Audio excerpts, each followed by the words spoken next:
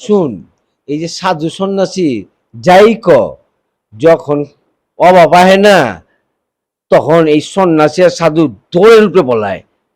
অতএব আমি তোরে ভালা বুদ্ধি দেই, ঠিক আছে? সারাটা জীবন সুখে থাকবি।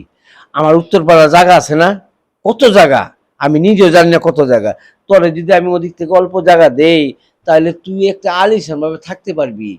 তোর জামাইটা কিচ্ছু করে না। এই যে, এই যে ল, এই যে 1 লাখ টাকা তোরে নগদ দিলাম, ঠিক আছে?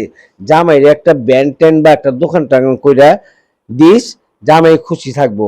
আর কালকে সকালে ব্যাংক খুললে আমি তোরে আরো 2 লাখ টাকা দেবো, ঠিক আছে? ওইটা তুই শুধু কসমেটিক কিনবি, তোর প্রসাধনী কিনবি, তুই ফিটফাট থাকবি রানীর মতো। জায়গা তো তোরে দিয়ে দেবো, ঠিক আছে?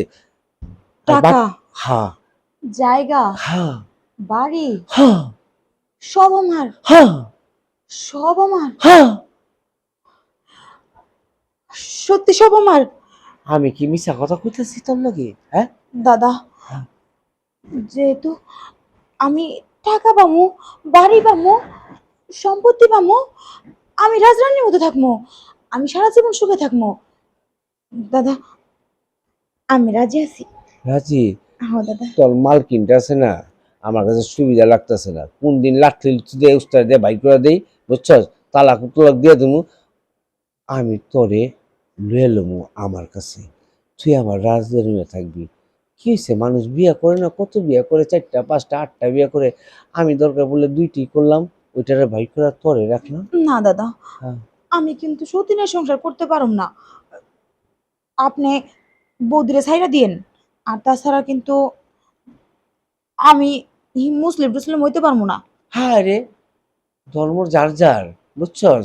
খালি আমরা আপন নিজের নিজের, ঠিক আছে? আর ওই যে তোর বদির কথা কইতাছস না, ওরে পুতা দিয়া, বুঝছস? গুতা মাইরা এই বাড়ি থেকে যদি আমি না বাইর করছি, আর ওরে আমার চলবো না, ভেদ হয়ে গেছে। আমার এই বিষটার মধ্যে কত কষ্ট দেয় জানোস? হ্যাঁ, আমারে কত মানে বেড টর্চারিং করুম। কি বেড টর্চারিং জানোস? ওই 1 লাখ কোনা যায় ঘুমায়, আর আমার কোল বালিশটা দিয়ে দেয়।